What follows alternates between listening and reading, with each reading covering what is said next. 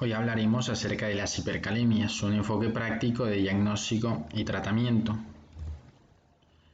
Los trastornos en la homeostasis del potasio son muy frecuentes en la práctica clínica diaria, y de ellos la hipercalemia es una de las alteraciones electrolíticas más graves, que puede provocar la muerte en cuestión de minutos como consecuencia de arritmias ventriculares, entre ellas la fibrilación ventricular o taquicardia ventricular, considerados como ritmos de paro. Es rara en condiciones fisiológicas y tiene una etiología multifactorial en el paciente crítico. Como lo vemos en la gráfica, el potasio se va a distribuir principalmente a nivel intracelular en el 98% de los casos y el 2% restante a nivel extracelular. Y es esa diferencia de concentraciones a ambos lados de la membrana celular la que me va a determinar el potencial de membrana en reposo, responsable o siendo fundamental para la transmisión neuromuscular y el mantenimiento de las funciones celulares. Es por ello que cambios en la homeostasis del potasio, principalmente a nivel de la concentración extracelular, puede tener importantes repercusiones en la excitabilidad neuromuscular, responsable de las manifestaciones clínicas que más adelante las vamos a ver. En cuanto a la excreción de potasio, se lleva principalmente por vía renal.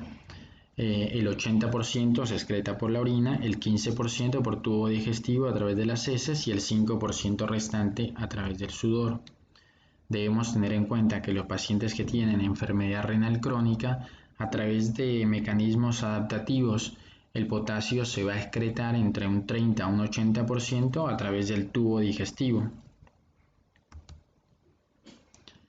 Dentro de las causas de hipercalemia vamos a encontrar las pseudohipercalemias, las relacionadas al aumento de la ingesta, los mecanismos de traslocación celular, que también llamados alteraciones en la distribución transcelular de potasio, y los relacionados con la disminución en la excreción de potasio. Siempre debemos excluir las causas de pseudohipercalemia, dentro de las cuales vamos a encontrar la hemólisis, la extracción dificultosa, la presencia de coágulos en la muestra, la leucocitosis marcada, la trombocitosis, la mononucleosis infecciosa.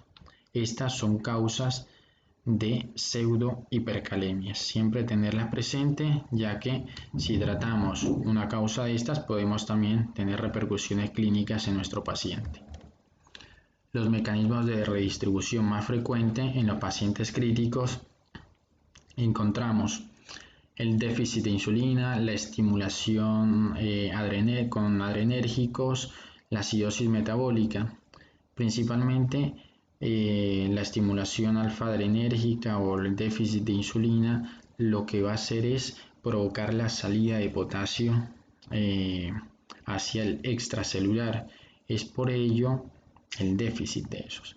Es por ello que para tratar las hipercalemias usamos insulina y glucosa, ¿sí? Los dos me van a producir ingreso del potasio hacia el intracelular. En cuanto a la acidosis metabólica, básicamente lo que se lleva a cabo es una entrada de hidrogeniones al intracelular con una salida pasiva de potasio, produciendo su aumento a nivel extracelular. También tenemos la hiperosmolaridad, la lisis celular, la sobredosis de digital, la succinilcolina o la parálisis periódica familiar hiperpotasémica.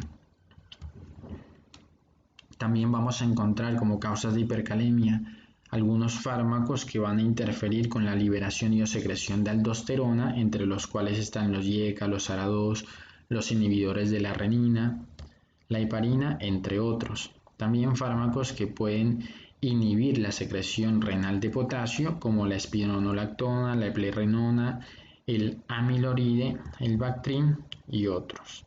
Hay fármacos también que van a hacer o van a desplazar el potasio hacia el líquido extracelular, como el digital, la succinilcolina, algunos agonistas alfa-adrenérgicos, la arginina y las soluciones hipertónicas.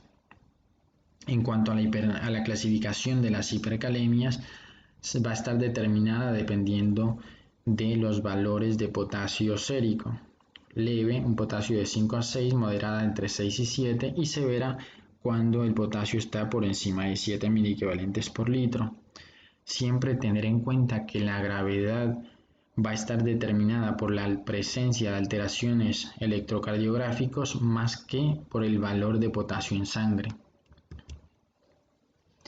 En cuanto a la clínica, va a estar determinada por alteraciones en el potencial de membrana de reposo, como ya lo vimos anteriormente, y vamos a encontrar pacientes con parestesias, fasciculaciones, debilidad muscular, la cual se presenta de forma ascendente, hiporreflexia tendinosa, parálisis flácida y lo más grave, las arritmias y alteraciones en la conducción cardíaca. Las arritmias, como lo vimos, es la causa más común de muerte, ¿sí? en cuanto a hipercalemias, y de ellas se presenta más que todo por fibrilación ventricular, que es un ritmo de paro, y cuando se asocia insuficiencia renal y esta es anúrica, es muy difícil revertirla, ¿sí? Más que todo por la imposibilidad de eliminar potasio. Los cambios electrocardiográficos que podemos encontrar de forma secuencial están: primero hay una onda T picuda, después va a haber una depresión del segmento ST con un ensanchamiento del QRS, el PR se empieza a prolongar, después hay un acortamiento del intervalo QT con aplanamiento de la onda P y finalmente se va a presentar las arritmias ventriculares. En este gráfico podemos observar de forma más esquemática las alteraciones electrocardiográficas dependiendo de los niveles de potasio séricos. Por encima de 5 vamos a encontrar unas ondas T picudas. Aquí todavía existe la presencia de una onda P y el QRS tiene un valor dentro de la normalidad. Cuando el potasio está por encima de 6, vemos todavía las ondas T picudas, pero se va perdiendo lo que es la onda P. El potasio sigue subiendo, vamos a ver que el QRS se empieza a ensanchar, y si el potasio tiene valores más elevados, vamos a terminar en fibrilación ventricular. En este electrocardiograma podemos observar como ya el QRS está ensanchado, se ha perdido lo que es la onda P y también tenemos estas ondas T picudas acá, y si este paciente no es tratado de forma temprana va a terminar en un paro. Aquí podemos observar también en cómo se va perdiendo la onda P, perdón, está aplanada, y la onda T sigue siendo picuda, aunque el QRS todavía está dentro de valores de normalidad. En cuanto al tratamiento, siempre se debe tratar como una urgencia todo potasio sérico mayor a 6.5 o que presenta alteraciones electrocardiográficas. Y dentro de los pilares del tratamiento vamos a ver que se fundamenta en 3 pilares, que es la estabilización de la membrana celular, la redistribución de potasio hacia el intracelular y el aumento de su eliminación. Esos son los pilares fundamentales del tratamiento de toda hipercalemia. Bueno, entonces, de forma secuencial, ¿qué es lo primero que vamos a administrar ante un paciente con un potasio sérico alto o que tenga alteraciones electrocardiográficas? Gluconato de calcio al 10%, 10 a 20 mililitros endovenoso entre 2 a 5 minutos. Después vamos a administrar solución polarizante, que no es nada más que glucosa e insulina, siempre con una relación de 10 unidades de insulina por cada 25 gramos de glucosa. Hay varias formas de prepararla y va a depender básicamente de que si el paciente está sobrecargado o no de volumen, qué cantidad de mililitros vamos a usar de dextrosa. Una forma de prepararla es dextrosa al 5 más 500 mililitros de esa solución más 10 unidades de insulina y lo pasamos en 30 minutos. Si el paciente está sobrecargado, está empezando a la oliguria o a la anuria, vamos a aumentar la concentración de dextrosa al 10%, pero en menor volumen, 250 mililitros con las 10 unidades de insulina, y lo pasamos en 30 minutos. Vamos a producir excreción de potasio con furosemida, dosis altas entre 40 a 200 miligramos, y se administran en bolo. También podemos usar salbutamol nebulizado en los pacientes que no tengan contraindicación para el mismo y podemos usar bicarbonato de sodio, más que todo en los pacientes que tienen acidosis severa y la dosis va a ser entre 50 a 100 miliequivalentes de forma endovenosa administrados en 30 minutos.